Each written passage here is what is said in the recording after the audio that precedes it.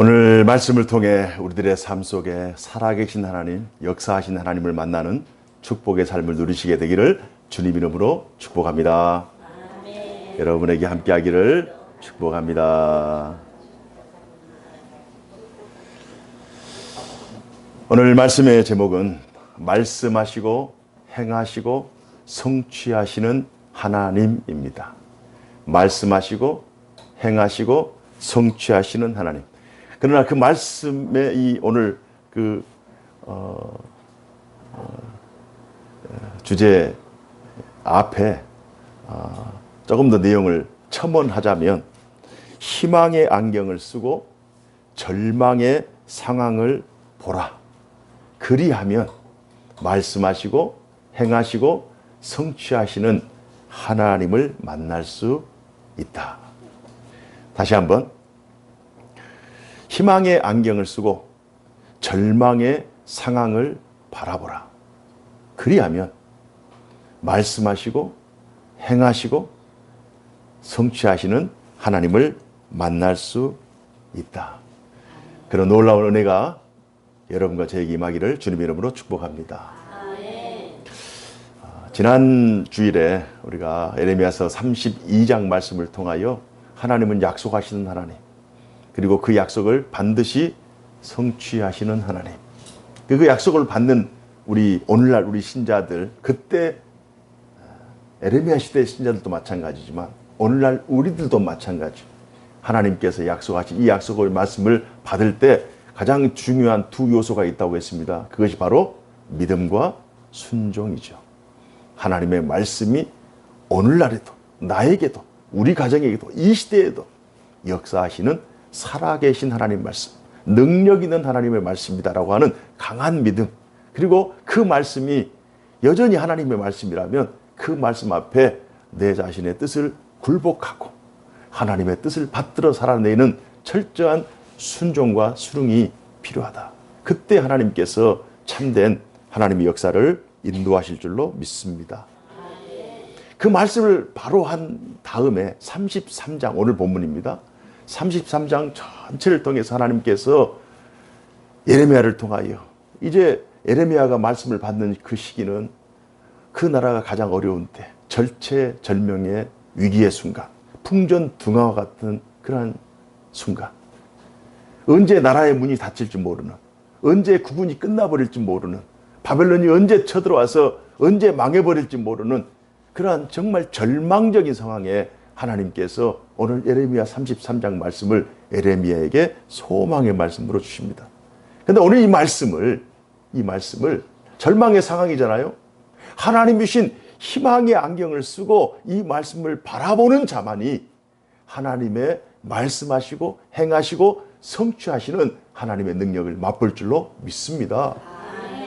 하나님께서 에레미야 시대 이 말씀을 에레미야에게 말씀하셨지만, 그러나 불행하게도 하나님께서 허락하시는 희망의 안경을 쓰지 않고 자신들의 관점, 자신들의 경험, 자신들의 그런 사고, 그런 인생의 세계관, 자신들의 세계관의 관점으로 절망의 그 나라, 절망의 상황을 바라보니 많은 사람들이 다 낙심해서 하나님을 떠나버려. 그러나 오늘 아무리 우리의 삶 속에 절망적인 상황이라 할지라도, 아무리 낙심할 수밖에 없는 그러한 탄식할 수밖에 없는 그러한 여건, 환경 속에 있다 할지라도 우리가 희망의 안경을 쓰고 하나님은 여전히 살아계시고 하나님 여전히 말씀하시고 여전히 하나님 행하시고 하나님은 반드시 성취하신다라고 하는 이 강한 확신이 있다면 그는 환경을 이기며 승리하는 인생을 살게 될 줄로 믿습니다. 지금은 나라가 바벨론에 의해 멸망할 것이지만 약속의 날, 그 날에는 세 가지의 축복을 하나님께서 주신다는 거예요. 첫 번째는 이스라엘 나라가 회복될 것이다. 주권이 회복된다는 거예요. 나라의 주인이 그 나라 국민이 된다는 거예요. 두 번째로는 포로된 땅에서 그들이 귀환하게 될 것이고, 또 다윗과 맺은 영원한 언약을 기반으로 의로운 왕의 통치가 시작될 것이다. 그런데 이때 말하는 의로운 왕은 다윗의 육신적인 혈통이 아니라, 물론 다윗의 육신의 혈통이지만 의로운 왕이신 예수 그리스도의 진정한 통치가 이루어질 것이다. 그리고 나서 세 번째로는 하나님을 예배하는 레위인들, 하나님을 섬기며 하나님의 그 구속 역사에 참여하는 모든 예배자들을 하나님께서 기억하시고 그들을 보존하실 것이다. 이 세 가지 약속, 땅의 회복, 주권의 회복, 그리고 그 통치자 되시는 그 하나님의 절대 주권이 그 땅에서 여전히 유효하고 하나님을 예배하는 자들, 하나님을 섬기는 자들, 그들을 그 땅에서 끊이지 않겠다. 오늘 에레미야 33장에서 하나님께서 주신 약속의 말씀입니다. 에레미야는 포로된 땅에서의 귀환의 감격을 다음과 같이 하나님의 말씀을 들으면서 하나님께서 이런 기쁨을 주실 것이다 라고 이 말씀을 그때 그 사람들에게 기록하고 있는 거예요. 지금 다 울고 있어요. 다 낙심하고 있어요. 절망하고 있어요. 그러나 하나님의 말씀을, 약속의 말씀, 능력의 말씀으로 받은 이 예레미야는 다음과 같이 고백하는 거예요. 예레미야 33장 10절에서 11절 그 내용을 이하를 살펴보면 이런 내용이 있습니다. 여호와께서 이와 같이 말씀하시니라. 너희가 가리켜 말하기를 황폐하여 사람도 없고 짐승도 없다 하던 여기 곧 황폐하여 사람도 없고 주민도 없고 짐승도 없던 유다 성읍들과 예루살렘 거리에서 나중에 하나님께서 이 약속의 말씀을 다시 성취하시는 그 소망의 시간, 그들이 돌아오는 때, 하나님께서 돌아오게 하시는 때, 그때에는 아무도 사람도 없고 짐승도 없고 황폐하고 아무런 희망이 없는 그 땅이 어떻게 변하느냐. 예루살렘 거리에서 즐거워하는 소리, 기뻐하는 소리, 신랑의 소리, 신부의 소리와 및 만군의 여호와께 감사하라. 여호와는 선하시니 그 인자하심이 영원하다 하는 소리와 여호와의 성전에 감사제를 드리는 자들의 소리가 다시 들리리니 이는 내가 이 땅에 포로를 돌려보내어 지난 날처럼 되게 할 것임이니라. 여호와의 말씀이니라. 아멘.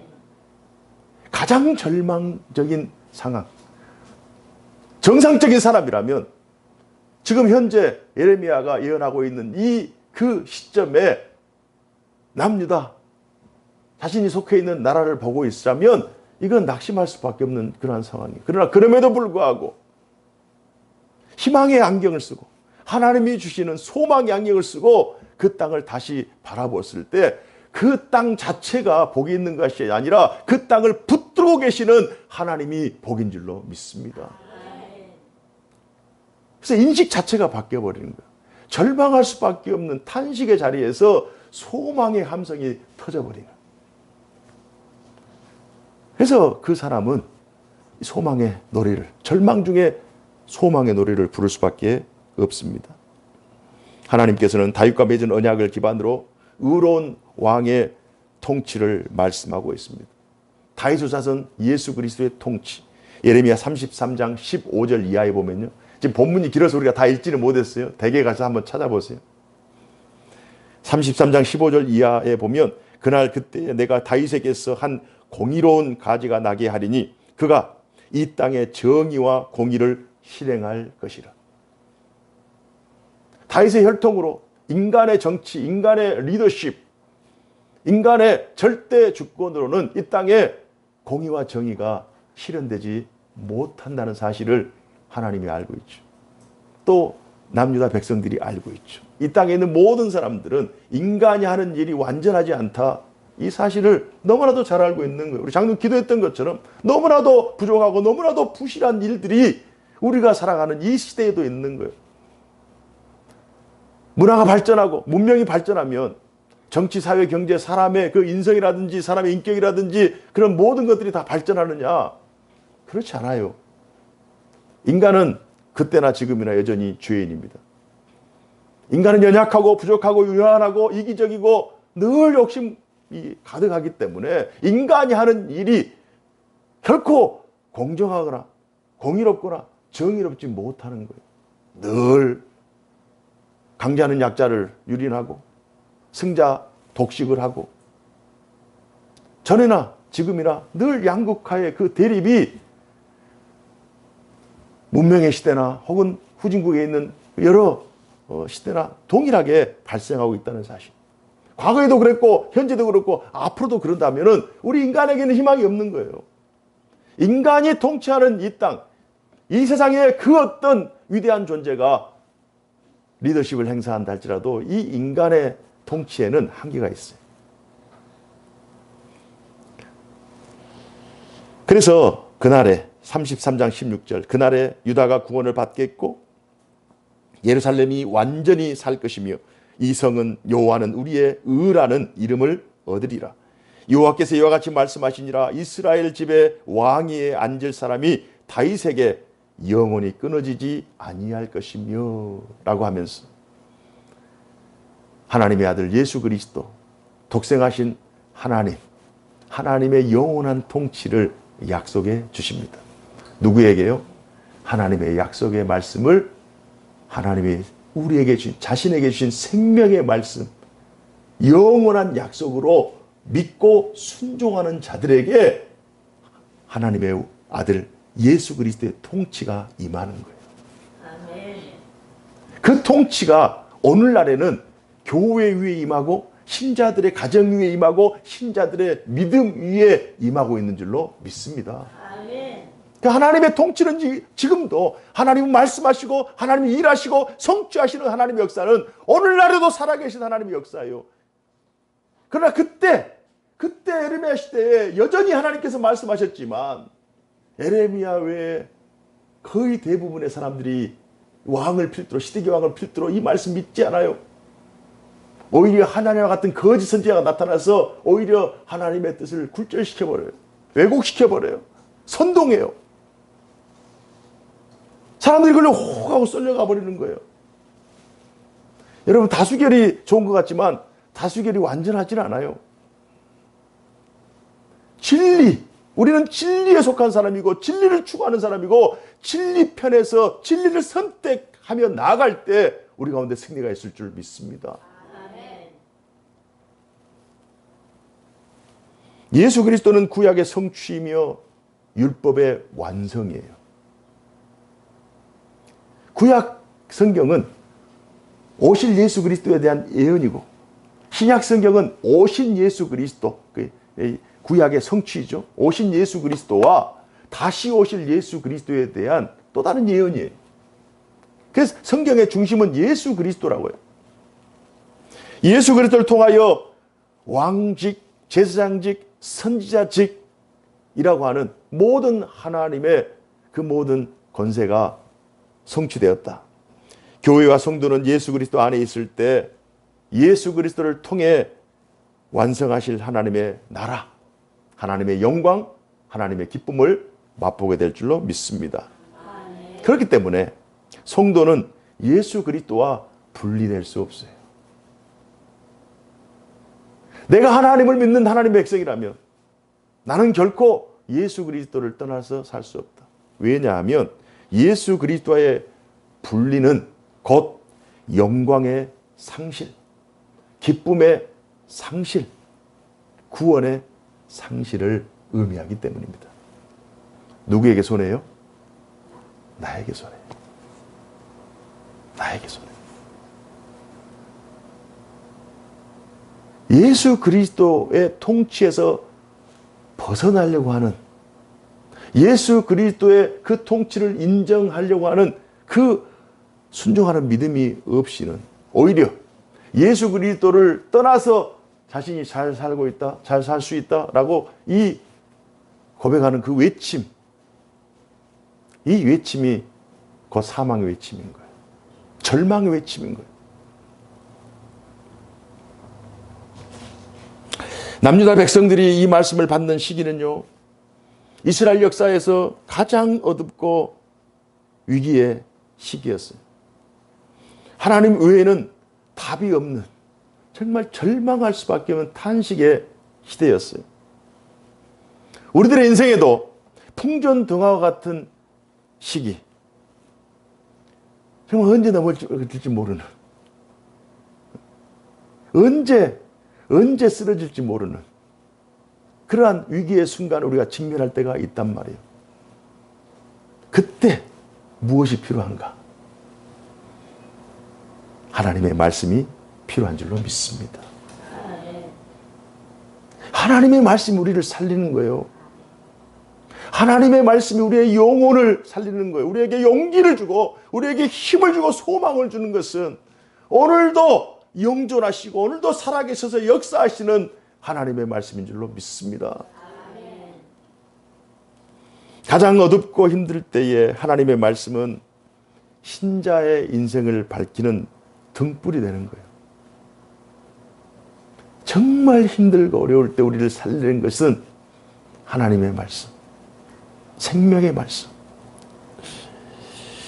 그래서 오늘 본문 앞에선 신자와 교회는요, 하나님의 약속, 회복, 번영이 예수 그리스도의 안에 있다는 이 사실을 고백해야 돼요. 우리 작년 기도했던 것처럼 외부에서 들리는 소리, 하나님을 비방하는 소리, 기독교는 희망이 없다는 소리, 하나님의 말씀이 여전히 권세가 있느냐, 예수가 우리를 구원했느냐, 예수가 실존 인물이냐, 그런 여러 소리들이 마치 밀물처럼 우리에게 막 밀려오는 그 순간에도 아니다.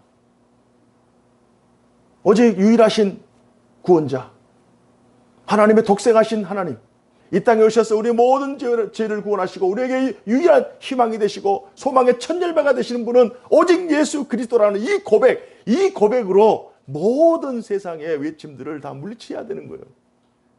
그래서 고백의 크기가 승리의 크기인 줄로 믿습니다. 고백이 작아지면 안 돼요. 신앙 고백이 작아지면 안 돼요. 어떤 경우 어떤 환경 속에서도 하나님은 살아계신다. 오늘 본문 제목처럼, 설교 제목처럼 하나님 오늘도 말씀하시고 하나님 오늘도 일하시고 하나님은 그 일을 성취하시는 하나님이시를 믿는다는 이 고백이 우리들의 삶의 고백이 되어야 될 줄로 믿습니다. 지금 이 시간에도 하나님은 오직 예수 그리스도를 통하여 말씀하시고 행하시고 성취하십니다. 포로된 자들을 회복시키시고 무너지고 깨진 우리들의 인생을 다시 일으켜 세우는 거예요. 인생을 살다가 원튼 원치 않든 당하고만 우리의 그 마음의 상처들, 삶의 그런 그 인생의 쓰디쓴 흔적들, 그 쓰나미가 지는 것 같은 그 인생의 굴곡들이 있잖아요. 아픈 상처들이 있잖아요. 그 모든 것들을 다 치유해 나가는 거예요. 중요한 사실은 하나님의 말씀을 통한 희망의 안경으로 절망의 상황을 바라볼 때 비로소 하나님의 일하심, 하나님의 역사하심을 깨닫게 된다는 거예요. 그렇지 않고는 깨달을 수 없어요.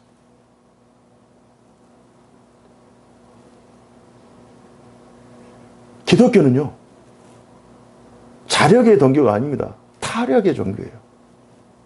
자기 힘으로 자기가 무슨 깨달았어, 자기가 무슨 뛰어나서 자기가 뭘 성찰해서 도를 깨닫고 어떤 열반에 이르고 그런 종교가 아니에요. 기독교는 철저하게 타력의 종교입니다. 나는 죄인인데 하나님의 은혜가 나를 강타해서 나의 죄를 밀어내는 거예요. 나는 절망 가운데 놓여 있는데 희망이 하나님으로부터 마치 엄청난 에너지를 가지고 그 절망을 밀어내서 다시 희망으로 솟아내는, 그래서 엄청난 인풋이 있어야 아웃풋이 나가는 거잖아요. 내 힘으로는 안 돼요. 하나님의 은혜가 와야 돼요. 하나님의 말씀이 임해야 된다고요. 하나님이 역사하시는 이 고백을 우리가 늘 인식하고 있을 때 우리는 절망을 넉넉히 이기는 승리하는 인생을 살게 될 줄로 믿습니다. 이게 기독교의 능력인 거예요. 하나님 우리에게 힘 주실 때, 하나님이 능력 주실 때, 지혜 주실 때, 은혜 주실 때 우리는 연약하지만, 나는 여전히 부족하지만, 나는 오늘도 넘어지지만 다시 오뚜기같이 하나님께서 세우시는 그 은혜를 힘입어서 우리가 일어나는 것이지, 가만히 한번 생각해 보세요. 우리가 얼마나 뛰어나고 얼마나 대단한 사람이냐고. 아닙니다. 아닙니다. 교만하지 마세요. 자고하면 안 돼요. 하나님의 공의와 하나님의 정의에 대해서 오늘 본문은 말씀하고 있어요. 이 땅에서 하나님의 백성들의 삶을 통해 결국 그분의 뜻이 실현되는 것이 정의요, 그분의 뜻이 이루어지는 공간이 공의의 공간인 줄로 믿습니다. 결국 하나님이 정의인 거예요. 하나님이 공의인 거예요. 하나님의 말씀이 임하는 곳이 정의의 공간이 되는 거예요. 하나님의 뜻에 시련의 걸림돌과 장애물은 존재할 수 없죠. 하나님의 정의와 공의는 결코 꺾이지 않고 쇠하지 않습니다. 시간이 간다고, 세월이 간다고, 세월이 가면 사람은 변하게 돼 있어요. 가치관도 변하고, 문화도 변하고, 인식도 변하고, 돈의 가치도 변하고, 다 변해요. 제가요, 이래봬도 100년 전에 태어나면 굉장히 인기 있는 얼굴이었어요. 지금은 별로 인기가 없어요. 지금은 제 반쪽 정도 돼야 인기가 있어요. 그러나 몰라요. 아프리카 가면 또 인기가 있을지.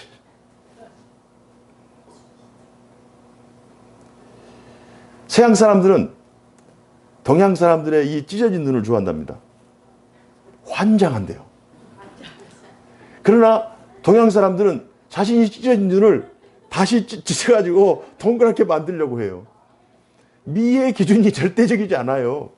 다 상대적인 거예요. 영원한 것은 없어요. 다 변해요. 그대로 머물러 있는 것이 없어요. 세월을 이길 장사가 있으면 없어요. 조금 전에 장님 제가 여기 눈썹에 흰 털이 났길래 그걸 잘라드렸거든요. 세월의 장사가 없어요. 다 지나가는 거예요. 다 변하는 거예요. 그러나 변치 않고 늘 하나님의 선, 늘 그 자리에서 하나님의 뜻의 관철을 위해서 공정과 정의를 마치 하수의 강과 같이 불러일으키시는 분은 살아계시고 역사하시는 하나님 한 분뿐인 줄 믿습니다. 이 모든 과정과 절차의 결과는 의와 희락과 화평인 거예요.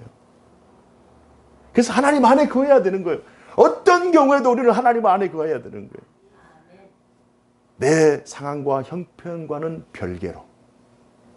내 상황과 형편, 여러분 내 뜻대로 내 마음대로 내 생각대로 되는 인생, 그런 인생은 자기 자신을 죽이는 거예요.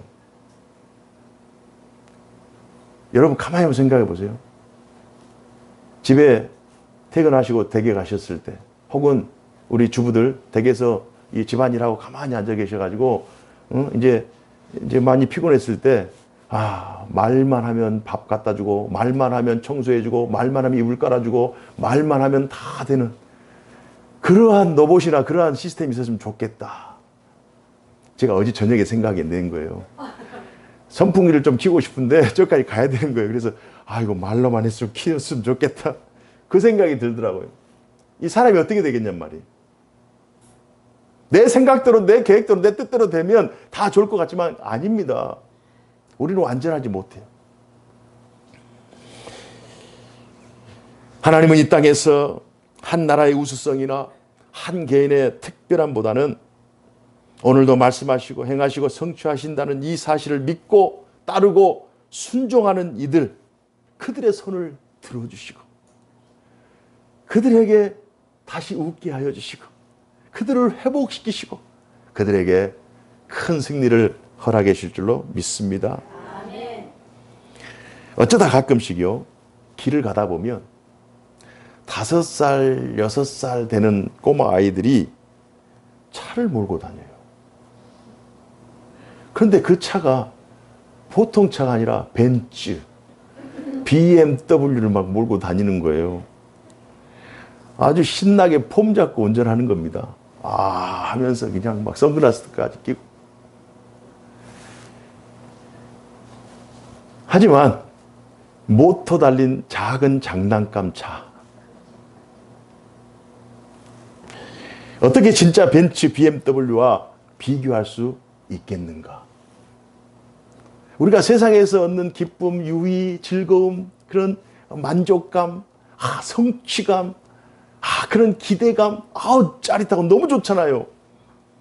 그런데 어떻게 영원한 것과 궁극적인 것과 최종적인 것과 비교할 수 있겠냔 말이에요. 제가 어느 날 TV를 보니까 혹시 나훈아라고 혹시 아십니까? 나훈아 씨의 모창 가수 있어요. 그런데 나훈아 씨도 대단한 분이더라고요. 못 부르는 노래가 없어요. 오히려 제스처는 나훈아보다 더 잘해요. 그런데 나훈 아씨는 언제까지나 나훈 아씨예요. 유사 연예인, 유사 스타. 나름대로 인기도 있고 나름대로 팬덤도 있어요. 나름대로 행사가 너무 많아요. 너무 바빠.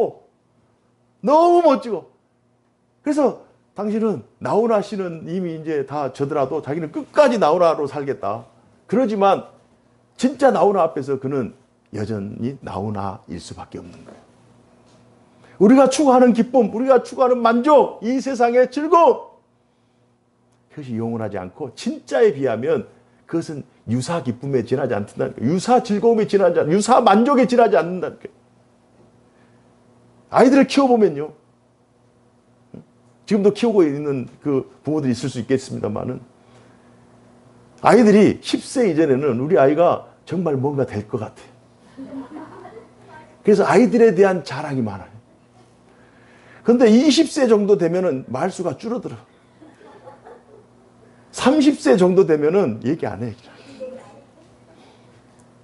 그러지 않습니까? 제가 속도 없이 제가 한 10년, 20년 전에는 아이들 얘기를 너무 많이 한 거예요. 그 돌아보니까, 야, 어르신들이 왜 제 얘기를 우역우역 들었는지 이해가 되더라고요. 오늘날의 챗 GPT보다 더 똑똑한 존재는 없는 것 같아 보이고요. 인공지능이 세상을 다 바꿀 것 같잖아요. 천조국이라고 불리는 미국보다 더 강한 국가는 이제는 더 이상 없을 것 같다라는 생각도 들고요. 뭐니 해도 머니가 최고다라는 말이 진리인 것처럼 느껴질 때가 더 많아지는 것 같은 그러한 인생을 우리가 살아가지만, 그러나 그럼에도 불구하고 오늘날에도 하나님은 여전히 말씀하시고 여전히 행하시고 여전히 공정과 정의를 줄기차게 성취해 가시는 하나님. 이 세상의 것은 다 변한다니까요. 그러니까 하나님만이 변함이 없는 거예요. 하나님의 말씀만. 그걸 어떻게 믿느냐? 목사님 말씀은 다 맞는 것 같아요. 듣고 보니 다 맞는 것 같은데 어떻게 믿어요? 어떻게 하나님의 말씀을 믿느냐고요? 그래서 오늘 우리 정 권사님 읽어주신 본문이 중요한 거예요. 하나님께서 뭐라고 말씀하십니까? 기도하라는 거예요. 기도하라는 거예요. 의심이 들 때, 납득이 되지 않을 때, 센 적을 만났을 때, 인생의 큰 파도와 풍랑이 밀려올 때, 그때 어떻게 해요? 도망가지 말고 또 그것을 이기려고 자기 이렇게 너무 그냥 자기 의의를 주장하지 말고 기도하라는 거예요. 기도할 때 하나님은 역사하신 줄로 믿습니다. 실제로 오늘 본문을 통해 하나님께서는 예레미야에게 기도를 명령하세요. 예레미야 33장 3절에 보니까요. 너는 내게 부르짖으라. 기도하라는 거거든요. 외치라는 거거든요. 매달리라는 거거든요. 너는 내게 부르짖으라. 내가 내게 응답하겠고 내가 알지 못하는 크고 은밀한 일을 내게 보이리라. 우리에게 하신 말씀인 줄로 믿습니다. 부르짖으라라고는 이 말씀은요. 히브리어 단어로 카라라는 뜻이에요. 카라. 부르짖으라. 실제로 부르짖다, 외치다라는 뜻이 있지만 다른 의미로는 암송하다, 읽다라는 의미가 있어요. 우리가 부르짖는 행위, 하나님 도와주세요 하면서 기도하는 그 행위가 한편으로는 진짜 우리가 외치는 그 행위일 수도 있지만 한편으로는 부르짖는데 뭘 갖고 부르짖냔 말이에요. 하나님의 말씀을 읽고 그 말씀을 암송하면서 하나님의 그 약속의 말씀을 의지하여 부르짖는 것, 이게 능력 있는 기도인 줄로 믿습니다. 이게 부르짖으라. 그러면 응답하겠고 이 아나라고 하는 히브리어 단어인데요. 응답하겠고라고 하는 것은 보다는 뜻이에요. 부르짖는 일을 하나님께서 보고 계시는 거예요. 부르짖을 때 하나님께서 그를 지켜보는 거예요. 그리고 조금 더 구체적인 그 단어의 의미로는 주시하면서 지켜보는데 그와 함께 거주하다라는 뜻이 있어요.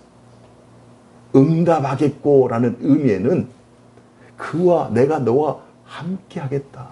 내가 너 있는 곳에서 그냥 살겠다. 내가 너와 동행하겠다. 동숙하겠다. 동거하겠다. 라고 하는 뜻이 응답하겠고에 있는 거예요. 그래서 부르짖을 때 우리가 하나님 말씀을 붙잡고 때로는 납득이 되지 않고 왜? 내가 대적하는 적이 너무 크니까. 내가 당하고 있는 시련, 고난이 너무 크니까 정말 끝이 없을 것 같은 되풀이되고 반복되고 정말 지루할 정도로 정말 다 놓고 그냥 도망가 버릴 그럴 정도로 너무 센 적을 만나가지고 너무 힘드니까 어떻게 할지 모르잖아요. 그때 오늘 말씀을 통해서 너는 내게 부르짖으라. 지금 이 예레미야에 속해 있는 이 지경은 지금 나라가 망하는 때예요. 소망이 지금 아주 절망밖에 없는 때잖아요. 그때 하나님께서 그래 너 그러면 잘 먹고 잘 살아 이것이 아니라 그 절망의 순간에 하나님께서 하신 말씀이 다시 부르짖으라. 다시 하나님의 말씀을 붙잡아라. 그래야면 내가 응답하겠다. 내가 너와 함께 하겠다. 내가 아예 차라리 너와 동숙하겠다. 동거하겠다. 그리고 나서 밧자르라고 하는 은밀한 일을 보이겠다. 은밀한 일. 그래서 은밀한 일은 뭐냐? 원래 밧자르라고 하는 이 단어는 잘라내다, 버리다라는 뜻이 있어요. 그러나 조금 더 구체적으로 얘기하자면 잘라낼 것은 잘라내는데요.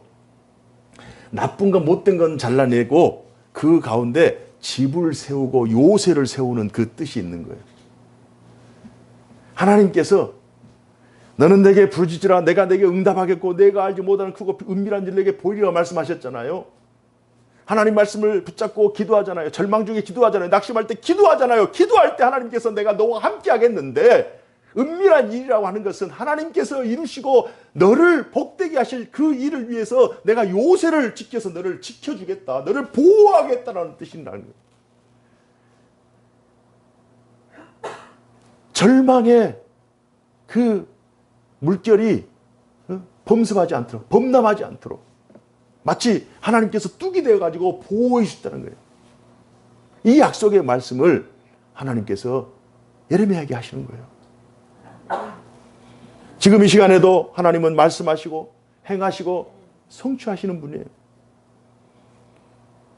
여러분의 개인, 가정, 자녀, 삶의 무게, 인생의 고난, 아픔, 상처, 두려움 옆에 계신 분들은 몰라줄 수 있어요. 내가 얼마나 아픈지, 내가 얼마나 힘든지, 내가 얼마나 고통스러운지, 내가 얼마나 외로운지, 내가 얼마나 고독한지, 내가 얼마나 쓸쓸한지, 내가 얼마나 힘이 든지. 표정을 우리가 관리하면 옆에 있는 사람 몰라요. 배고파도 배부른다 하면 배부른지 알잖아요. 아파도 괜찮아요 그럼 괜찮은지 알잖아요. 사람은 몰라요. 그러나 하나님은 알아요. 하나님은 알아요. 나를 지으신 하나님은 안다고요. 나를 사랑하시는 하나님은 아신다고요.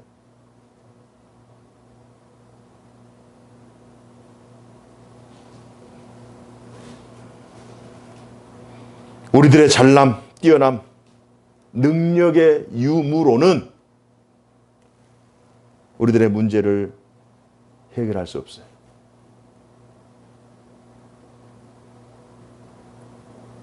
우리들로서는 희망이 없어요. 우리들의 인생의 절대적인 정의와 공의, 그 기준이 내가 아니기 때문에, 하나님이 절대적인 공의와 정의의 기준이기 때문에 우리는 하나님 편에 서야 돼요. 그래야 살아요.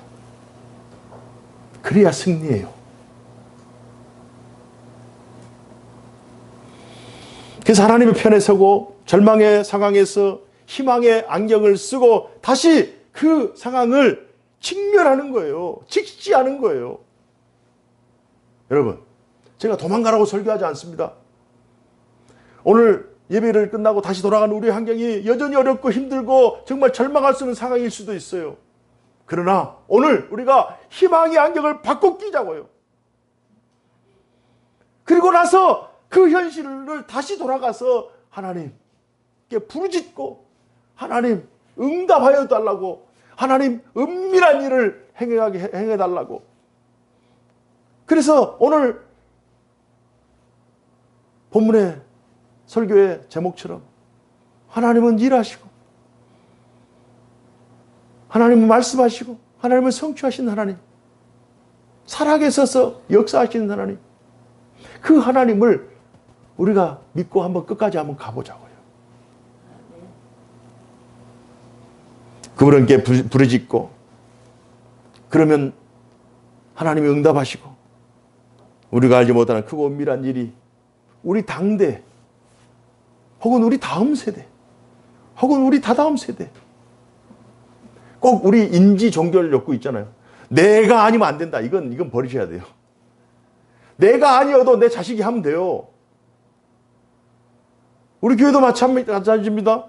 제가 목회를 하고 우리 장님 기도해서 너무 감사한데, 제가 사역하지만은 제가 못하는 거 다음 후임이 하면 되잖아요.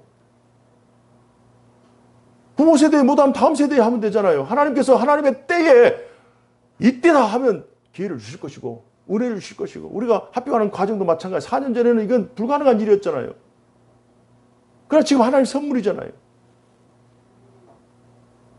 그래서 우리 하나님 편에 서야 되는 거예요. 어떤 경우에도 살리는 분은 하나님, 일으키시는 분도 하나님, 우리를 하여금 웃음꽃을 피게 하시는 분도 하나님.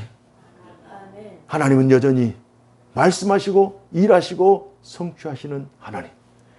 그 하나님을 다시 한번 희망의 안경을 끼고 절망의 상황을 직시하면서 하나님과 기쁨으로 동행하는 여러분의 삶이 되기를, 또 저의 삶이 되기를 주님 이름으로 축복합니다. 기도하겠습니다. 은혜로우신 하나님 아버지, 감사합니다. 오늘 정말 절망할 수밖에 없는 예레미야의 상황,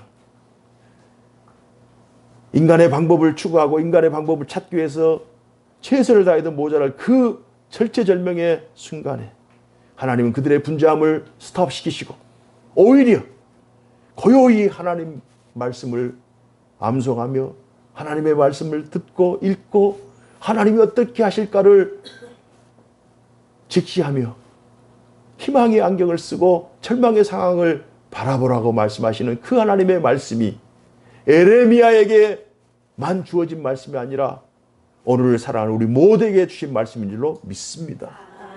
하나님 아버지, 저희들을 도와주옵소서. 우리가 부르짖을 때 하나님 응답하여 주시고 하나님의 크고 은밀한 일들을 행하여 주옵소서. 그리하여 주께서 우리에게 허락하신 영원한 승리의 첫 열매, 또 기쁨의 첫 열매, 소망의 첫 열매 되신 주 예수 그리스도를 믿는 믿음의 놀라운 축복을 누리는 우리 모두 삼아 주옵소서. 주 예수님 이름으로 기도하옵나이다. 아멘.